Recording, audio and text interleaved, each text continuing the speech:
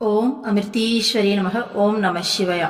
நாம் இன்னைக்கு ஸ்ரீ குருகீதை புத்தகத்தில் முதல் அத்தியாயத்தில் 58வது ஸ்லோகம் பார்க்க போகிறோம்.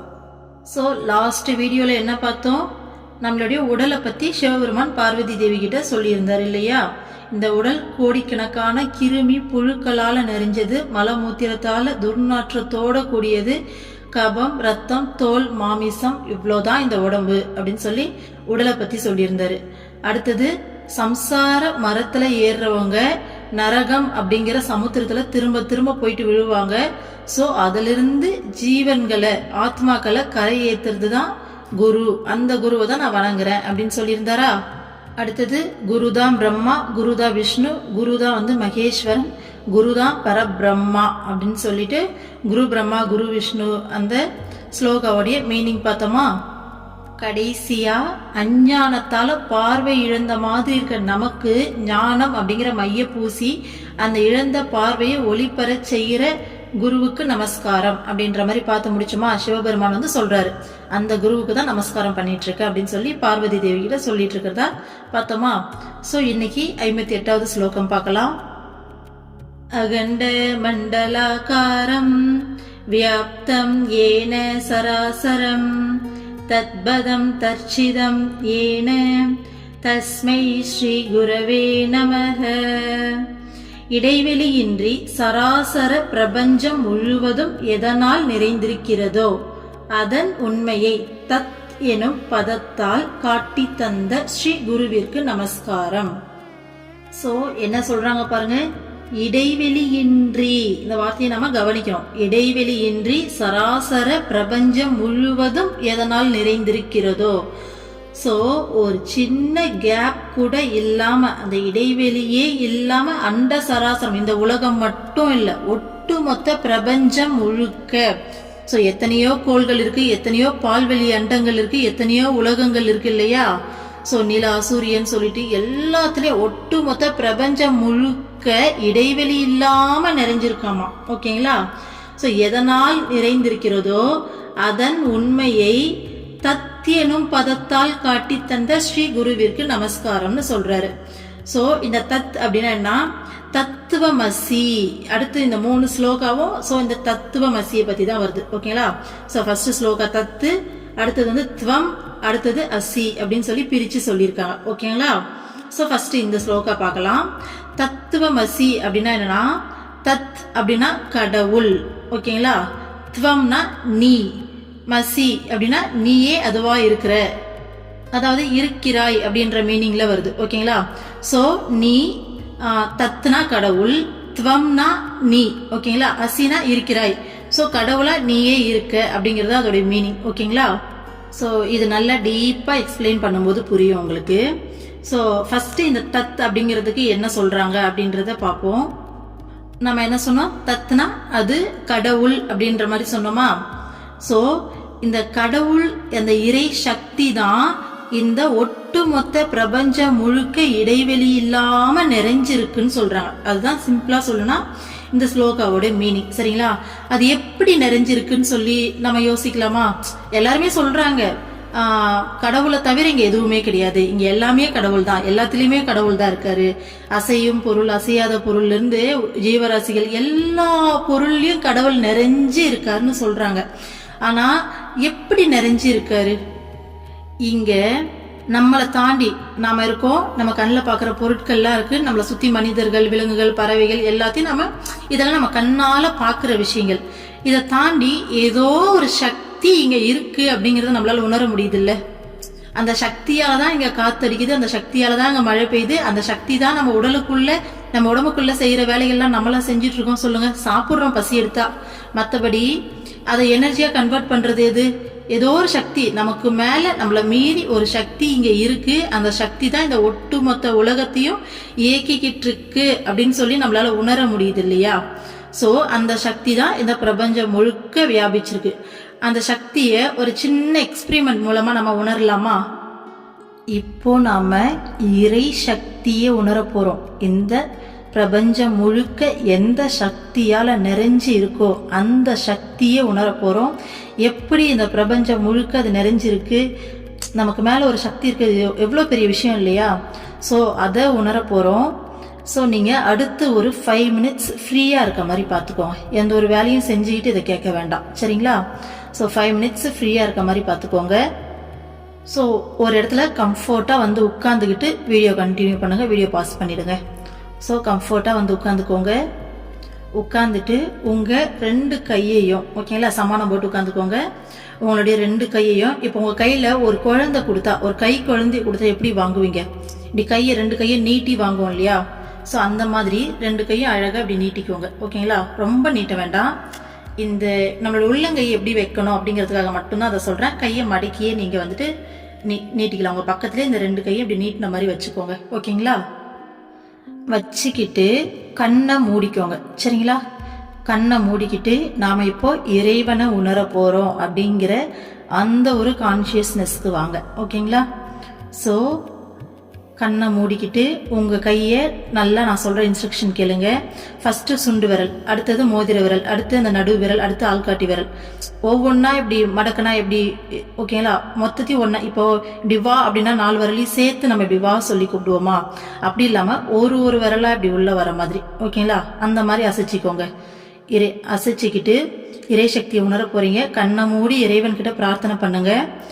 இறைவா, பரம்பொருளே, பரமாத்மாவே, கருணையின் ஸ்வரூபமே. ஸோ குரு இருக்கவங்க தாராளமாக குருவை நினைங்க, எஃபெக்ட் அதிகமாக இருக்கும். ஸோ இப்போ என்னோட குரு அம்மா இல்லையா?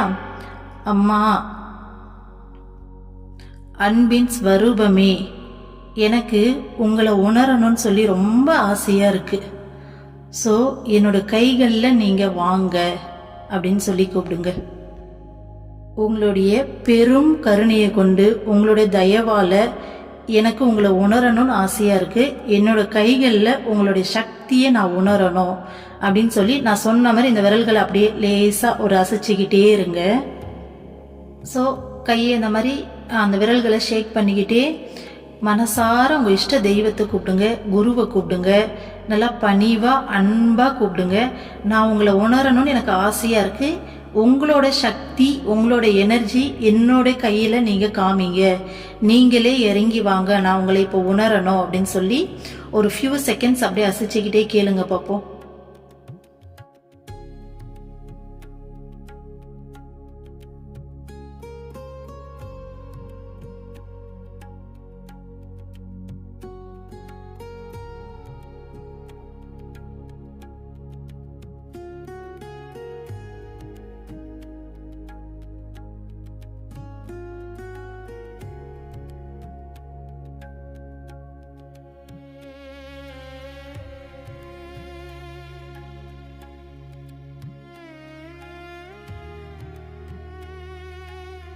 ஸோ இப்போது உங்கள் கையில் லேசான ஒரு ஃபோர்ஸ் வந்துட்டு தெரியும். தெரியலனாலும் பரவாயில்ல. இப்போ அடுத்து நான் சொல்கிறத செய்யுங்க. 2 கையும் எடுத்து 2 ஒரு கையை பார்த்த மாதிரி வைங்க. ஸோ 2 கைக்கு உள்ள கேப் வந்து பார்த்தீங்கன்னா ஒரு 1/2 ஸ்கேல் 15 சென்டிமீட்டர்ஸ் வந்து இருக்கிற மாதிரி பார்த்துக்கோங்க. வச்சுட்டு இப்படி கிட்ட கொண்டு போய் தூரமாக கொண்டு வாங்க. நான் சொல்கிறது புரியுதா?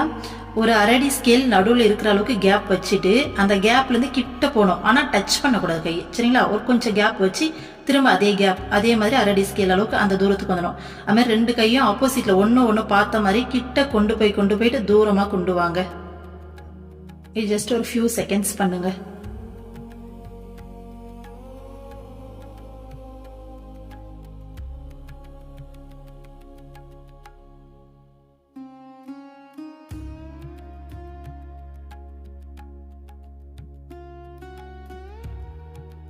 ஸோ பண்ணிட்டீங்களா? இப்போது அந்த கையையே நடுவில் ஒரு பால் இருக்கிறதா கற்பனை பண்ணிக்கோங்க. ஸோ அந்த பாலை தடவி கொடுக்குற மாதிரி. ஸோ பால் கீழே ஒரு கை, மேலே ஒரு கை இருக்க மாதிரி, லெஃப்ட் ரைட் எது வேணாலும் மேலே கீழே இருக்கலாம். ஸோ அந்த பாலை தடவி கொடுக்குற மாதிரி தடவி கொடுங்க. கையில் இப்போ ஒரு ஃபோர்ஸ் உணர்ந்தீங்க இல்லையா? அது பாலாக கன்வெர்ட் ஆகும்.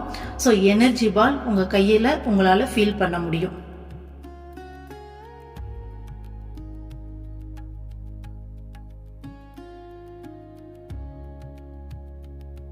ஃபீல் பண்ண முடியுதா? இப்போ உங்க கை அழகா வந்துட்டு ஒரு எனர்ஜி பாலை தடவி கொடுத்துட்டு இருக்கு. கீழே ஒரு கை மேல ஒரு கை வச்சுட்டு அழகா தடவி கொடுங்க. கண்டிப்பா உங்களால இப்போ ஒரு ஃபோர்ஸை வந்துட்டு உணர முடியுதா? ஸோ அந்த எனர்ஜி பாலை அப்படியே அழகா தடவி கொடுங்க.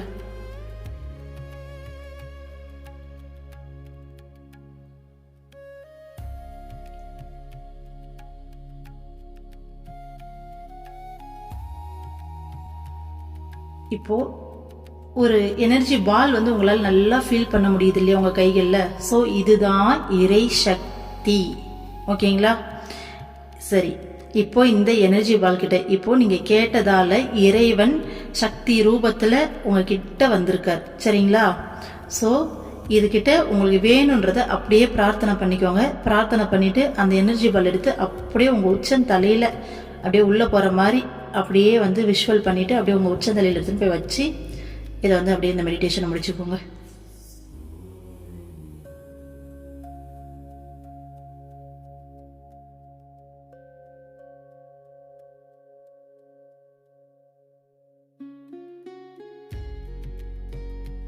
ஓகே, பண்ணிட்டீங்களா? இப்போ ஒரு ஃபோர்ஸை உணர்ந்தீங்க பாத்தீங்களா? ஒரு எனர்ஜியை உணர்ந்தீங்க பாத்தீங்களா? ஸோ இதுதான் இறை சக்தி. இப்போ சொல்லுங்க, இறை சக்தி இந்த பிரபஞ்சம் முழுக்க வியாபிச்சிருக்கு இல்லையா? ஸோ இந்த சக்தி இல்லாம நம்மளால இங்க எதுவுமே கிடையாது. நம்மளால எதுவுமே செய்ய முடியாது. இந்த சக்தியை தவிர இங்க எதுவுமே கிடையாது. இப்போ உங்களால புரிஞ்சுக்க முடியுதாடா எப்படி இறைவன் இந்த பிரபஞ்சம் முழுக்க வியாபிச்சிருக்காருன்னு சொல்லி உங்களால புரிஞ்சுக்க முடியுதா? இந்த சக்தி ரூபத்துல, இந்த எனர்ஜி வடிவத்துல தான் இறைவன் இந்த பிரபஞ்சம் முழுக்க நிறைஞ்சு இருக்கார். ஓகேங்களா? இப்போ என்ன சொல்றது, உயிர் இல்லாத எல்லா பொருள்லயும் இப்ப நிறைஞ்சிருக்கா? இப்போ உங்களால உணர முடியுதா? இந்த எனர்ஜி இல்லாத இடமே கிடையாது. இந்த எனர்ஜி இருந்தாதான் நம்ம சயின்ஸ்ல படிச்சிருப்போம் இல்லையா, அணுக்கள்னு படிச்சிருப்போம் இல்லையா? சோ ஒவ்வொரு பொருளும் அணுவோடைய கூட்டமைப்பு, உயிருள்ள உயிரற்ற எல்லா பொருளுமே அணுக்களுடைய சேர்க்கைன்னு படிச்சிருப்போமா? அந்த அணுக்கள் எப்படி சேர்ந்து இருக்குது? இந்த சக்தியால தான் சேர்ந்திருக்கு. அந்த அணுக்களுக்குள்ள புரோட்டான், எலக்ட்ரான், நியூட்ரானோட இயக்கத்துக்கு தேவையானதும் இந்த சக்தி தான். அப்போ எந்த அளவுக்கு மைனூட்டான சக்தி, எந்த அளவுக்கு மிகப்பெரிய சக்தி இறைவன்னு தெரியுதா? ஸோ அணுக்களுக்கு உள்ள புரோட்டான், எலக்ட்ரான், நியூட்ரான இயக்கிற சக்தியிலிருந்து இந்த ஒட்டுமொத்த பிரபஞ்சம் முழுக்க நிறைஞ்சிருக்கிறதும் இந்த சக்தி தான். ஸோ அசையா பொருட்கள் சொல்ற திங்ஸ் இருக்கு இல்லையா, பெட்ஷீட்டு, தலகாணி, பாத்திரம், அத்தனத்திலயுமே அணுக்களுடைய சேர்க்கைன்னு சொல்லி நம்ம படிச்சிருப்போமா, நம்ம புரிஞ்சிருக்கோமா? ஸோ அணுக்களுடைய சேர்க்கையில தான் அந்த பொருட்கள் எல்லாமே வந்துட்டு இருக்கு. அப்போ அது எல்லாத்துலயுமே அப்ப இறைவன் இருக்காரா? யோசிச்சு பாருங்க. ஒரு செவர்ல இருந்து எல்லாத்துலயும். ஓகேங்களா? அப்போ இப்ப சொல்லுங்க, இறைவன் இறை சக்தி இல்லாத இடம் எது சொல்லுங்க? இறை சக்தி இல்லாத இடம் எதுவுமே கிடையாது. ஸோ எல்லா இடங்கள்லயும் இறை சக்தி இருக்கார். இப்போ நான் பேசுறேன் அப்படின்னா கூட இதுக்கான சக்தி இறைவன் கிட்ட இருந்து தான் கிடைக்குது. இதனுடைய சக்தி ரூபம் இறைவன், அந்த எனர்ஜி இறைவன். ஓகேங்களா? பேசுறதுக்கு என்னோட வாயை நான் அசைக்கணும், அதுக்கு ஒரு எனர்ஜி தேவைப்படுது இல்லையா, அதுக்கு ஒரு சக்தி தேவைப்படுது இல்லையா? சோ அதுவும் இறைவன். அதனாலதான் அவனன்றி ஒரு அணுவும் அசையாதுன்னு சொல்லி வச்சாங்க. சோ இறைவன் இல்லாம ஒரு அணு கூட இங்க அசையாது. ஓகேங்களா? இப்ப சொல்லுங்கடா, நாம செய்யற எல்லா செயலையும் நாமளா செய்யறோம் இல்ல இறைவன் செய்யறாரா? ஏன்னா குருமார்கள் எப்பயுமே சொல்றது என்ன, இங்க எல்லாமே இறைவனுடைய செயல்தான், நான் அப்படிங்கிறது இங்க ஒண்ணு தனியா கிடையாது சொல்வாங்களா? அப்போ நான் அப்படிங்கிற அந்த தன்மையால நம்மளுடைய எல்லையை நம்ம ரொம்ப குறுக்கிக்கிறோம். இந்த மனித உடல், இந்த மனசோடைய தூரத்துக்கு அவ்வளவு குறுக்கி வச்சுக்கிறோம். எப்போ இங்க நான் அப்படிங்கிற ஒண்ணு இல்லவே இல்லை. இந்த இறை சக்தி தான் பிரபஞ்சம் முழுக்க வியாபிச்சிருக்கு, அதுதான் எனக்குள்ளேயே இருந்து செயல்படுது. சோ நான் அப்படிங்கிறது இங்க தனியா கிடையாது. நானும் அந்த இறை சக்தியும் வேற வேற இல்லை, இங்க எல்லாமே ஒண்ணுதாங்கிறத முழுசா உணர்ந்து நான் என்ற தன்மையை நாம விடும்போது அந்த பிரபஞ்ச சக்தியாவே நாம மாறுவோம். சோ அந்த அக்சஸ் நமக்கு கிடைக்கும், நாமளும் அந்த இறை தன்மையை அடைஞ்சிருவோம். சரிங்களா? எப்படி கடல் தண்ணிலிருந்து நம்ம ஒரு பாட்டில்ல தண்ணி வந்துட்டு எடுத்து அடைச்சிடுறோம், அந்த பாட்டில வந்துட்டு திருப்பி பாட்டில இருந்து தண்ணி திரும்ப கடல்ல ஊத்திட்டா இப்போ பாட்டில் இருந்த தண்ணி எதுன்னு சொல்லி நம்மளால கண்டுபிடிக்க முடியாது இல்லையா, ரெண்டுமே ஒன்னா கலந்துருச்சு இல்லையா.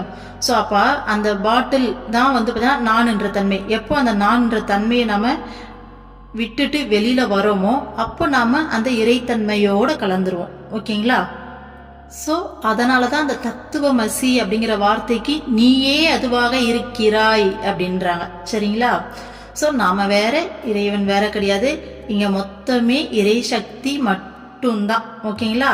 ஸோ நான் அப்படிங்கிற இந்த உடலோட இந்த மனசோடைய எண்ணங்களால தான் நாம பிரிச்சு வச்சிருக்கோம். லாஸ்டா அருள்மொழிகள்ல கூட அம்மா சொல்லியிருந்தாங்க பாருங்க, விஸ்வமனம் அப்படிங்கிற கான்செப்ட் பத்தி பேசியிருந்தாங்க. நம்மளோட மனமும் விஸ்வ மனமும் ஒண்ணுதான். நான் என்ற தன்மையை விட்டுட்டு நம்ம வெளியில வந்தோம்னா விஸ்வ மனதோட கலந்துடலான்னு சொல்லியிருந்தாங்க இல்லையா.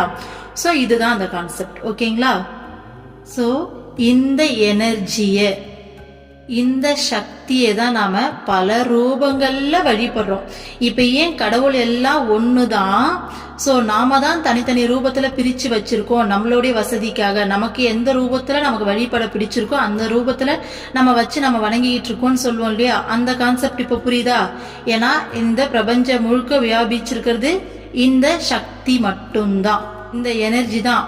உலகம், இந்த பிரபஞ்சம் முழுக்க, உலகம் மட்டும் இல்லாம இந்த பிரபஞ்சம் முழுக்க இதுதான் வியாபிச்சிருக்கு. இந்த சக்தியை தான் நாம சக்தியா பாக்குறோம், அம்மனா பாக்குறோம், சிவனா பாக்குறோம், கிருஷ்ணா விஷ்ணுவா பாக்குறோம்.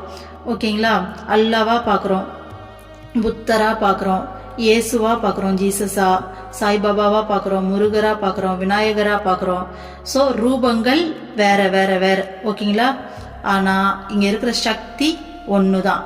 இந்த ஏன்னா நம்ம மனிதர்களா இருக்கிறதால மனித ரூபத்துல பார்க்கும் போதுதான் நம்மளால அந்த சக்தியை வந்துட்டு வழிபட முடியும், வணங்க முடியும், நம்மளால கூட உறவு கொண்டாட முடியும், நம்மளால அந்த சக்தி கிட்ட சரணடைய முடியும். அதுக்காகத்தான் ரூபங்களே தவிர நம்ம இதை வெறும் உருவமா இல்லாம அருவமா எனர்ஜி ஃபார்ம்ல பார்த்தோம்னா நம்ம அக்சஸ் பண்ண மாட்டோம், மறந்து போயிடுவோம். சரிங்களா.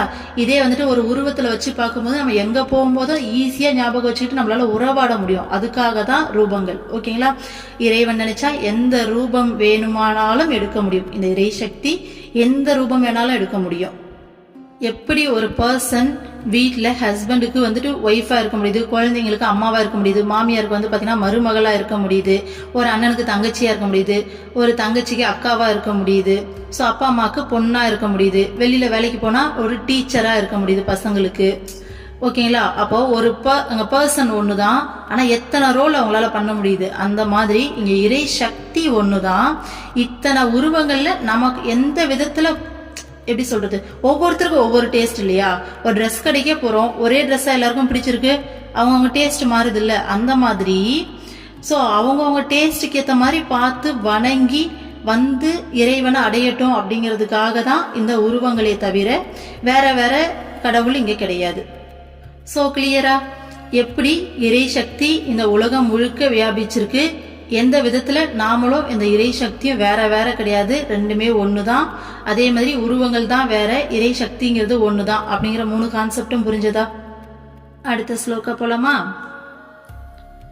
ஸ்தாவரம் ஜங்கமம் வியாப்தம் யத் கிஞ்சித் சசராசரம் த்வம்பதம் தர்சிதம் ஏன தஸ்மை ஸ்ரீ குருவே நமஹ.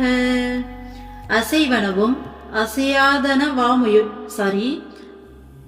அசைவனவும் அசையாதனவுமாயுள்ள சராசர பிரபஞ்சத்தில் ஒவ்வொன்றும் எந்த சைதன்யத்தால் நிறைந்துள்ளதோ அதன் உண்மையை துவம் எனும் பதத்தால் காட்டி தந்த குருவிற்கு நமஸ்காரம்.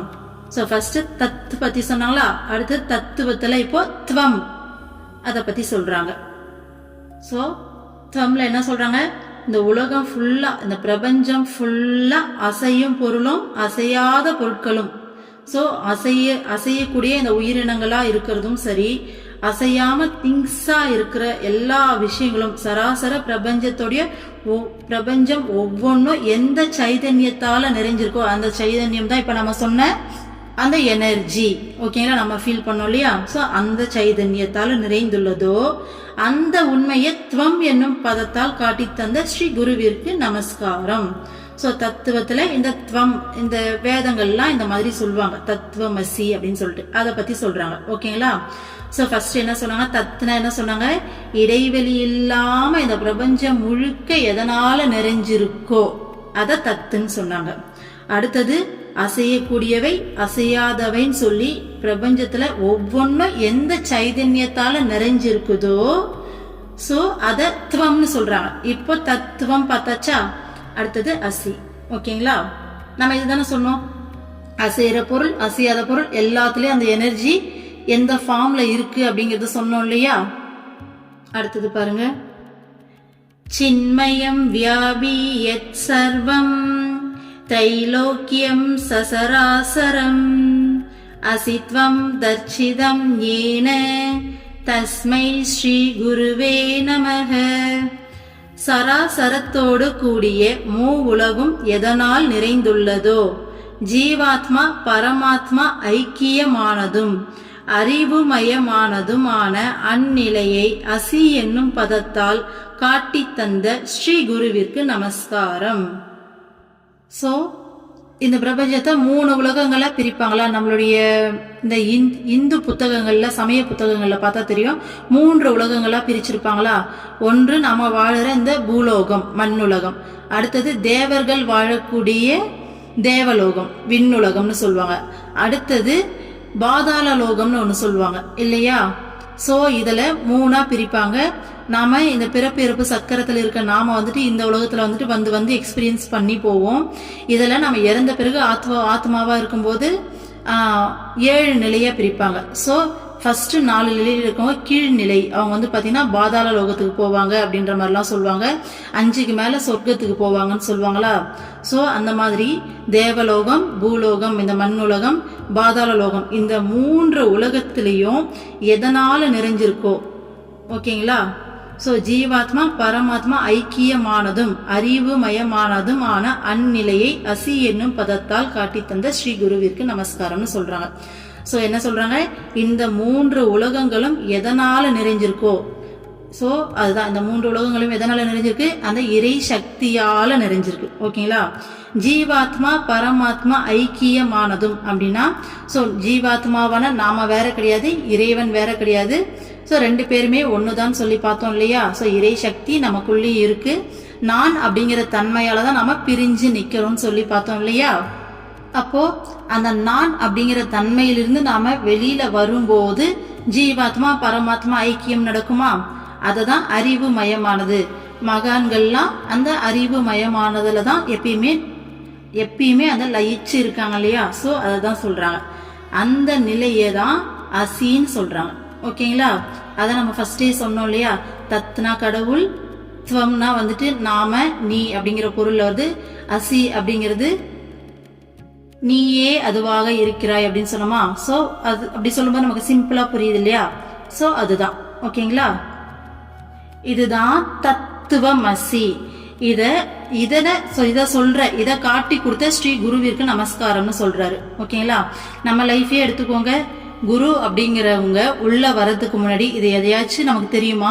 இப்போ வாழ்ந்துட்டு இருக்க இந்த வாழ்க்கை மட்டும்தான் நிஜம், இதுதான் உண்மைன்னு நினைச்சு நம்ம வாழ்ந்துட்டு இருந்தோம் இல்லையா? ரொம்ப குறுகிய ஒரு உலகத்துல நான், என் குடும்பம், இதுக்கு நம்ம என்ன கமிட்மெண்ட், நம்ம என்ன பண்ணணும், நாளைக்கு என்ன பிளான், இப்படி வாழ்ந்த நம்ம வாழ்க்கைய, சோ இது இந்த அறிவெல்லாம் எங்க இருந்து வந்தது? நமக்கு யார் கொடுத்தது? நம்மளுடைய குரு கொடுத்தது இல்லையா? இப்போ என் வழியாவும் உங்களுக்கு யார் சொல்லி கொடுத்துட்டு இருக்கா? உங்களுடைய குரு தான் சொல்லி கொடுத்துட்டு இருக்காங்க இல்லையா? இப்போ இவ்வளோ விஷயத்த நான் பேசுறேன் இல்லையா? ஏதோ ஒரு விஷயத்த உங்களுக்கு புரிய வைக்கணும்னு சொல்லி என்னால முடிஞ்ச அளவுக்கு ட்ரை பண்ணி இதில் எக்ஸ்பிளைன் பண்ணியிருக்கேன். இவ்வளோ அறிவும் எங்கிருந்து வந்துச்சு? அம்மா லைஃப்ல வர்றதுக்கு முன்னாடி ஒண்ணுமே கிடையாது, 0. ஓகேங்களா? ஒண்ணுமே எதுவுமே அதை பத்திலாம் தெரியாது. ஸோ அம்மா சொல்லி கொடுத்து அம்மா உணர்த்தின விஷயங்கள் தான் இவ்வளவும். ஸோ இந்த அறிவை யார் கொடுக்கறது? ஒரு ஜீவனுக்கு குரு. ஓகேங்களா? சோ அந்த குருவிற்கு நமஸ்காரம்னு சிவபெருமான் சொல்றாரு. ஓகேங்களா? சோ குரு இல்லாத வாழ்க்கை அப்படிங்கிறது கண்ணே இல்லாத ஒரு இருட்டான ஒரு வாழ்க்கை மாதிரி. சோ குரு தான் வந்து பாத்தீங்கன்னா வாழ்க்கையோட வெளிச்சம். சோ அப்படியாப்பட்ட ஒரு ஜீவன் நம்ம, ஏன்னா இப்ப நம்ம இருக்கோம்னா நமக்கு ஒரு லைஃப் தான், இந்த லைஃப் தான் நம்மளுடைய உலகம் இல்லையா? இந்த வாழ்க்கையில வெளிச்சத்தை கொண்டு வர்றது அப்படிங்கிறது கண்டிப்பாக குருவால் மட்டும்தான் முடியும் இல்லையா? ஸோ அப்படின்னா அவங்க எவ்வளோ ஒரு ஸ்பெஷல் இல்லையா நமக்கு? எவ்வளோ அந்த மகான் அப்படிங்கிறவங்க எவ்வளோ ஒரு கருணை இல்லை? நம்மளாம் ஒன்றுமே கிடையாது, ஏதோ ஒரு உலக வாழ்க்கையை வாழ்ந்துட்டு இருக்கோம். நம்மளையும் கூப்பிட்டு அணைச்சி, அம்மா அடிக்கடி அணைச்சி, பாவம் குழந்தைன்னு சொல்லி புரிய வச்சு, இதுதான்டா உண்மை, இதெல்லாம் போய் ஏமாறாத, இந்த உலகத்தை பார்த்து ஏமாந்துக்கிட்டு இருக்காத, இது பின்னாடி ஓடி அழுதுட்டு இருக்காத, வா அம்மா கிட்ட வா, அம்மா உன்னை பார்த்துக்கிறேன், அம்மா எல்லாத்தையும் பார்த்துக்கிறேன், இந்த மாயை நம்பி நம்பி நீ வந்து அழுதுட்டு இருக்காது, இதெல்லாம் போயிட சொல்லும், இதுதான் உண்மை, பாரு, கண்ணை திறந்து பாருன்னு சொல்லி எல்லாத்தையும் புரிய வச்சு இந்த மாயையிலேருந்து வெளியே கொண்டு வந்து அவ்வளோ ஒரு சொர்க்கமா அம்மா கையில் இன்னைக்கு வாழ்ந்துட்டு இருக்கோம்னா குருவை தவிர வேற யாரால இது முடியும் இல்லையா? ஸோ அப்படியாப்பட்ட இந்த உத்தமமான மகான் குருவை பத்தின புத்தகம் தான் இந்த புத்தகம் இல்லையா? அப்ப இந்த புக்கில் எவ்வளோ வந்துட்டு ஸ்பெஷலா வந்துட்டு குருவை எப்படி பிரிச்சு சொல்றாங்க பாருங்க. அவங்களுடைய ஒவ்வொரு தன்மையும் எந்த அளவுக்கு இறங்கி சொல்லியிருக்காங்களே, எவ்வளோ பெரிய விஷயம் இல்லை? ஸோ இன்னும் நிறைய இருக்கு.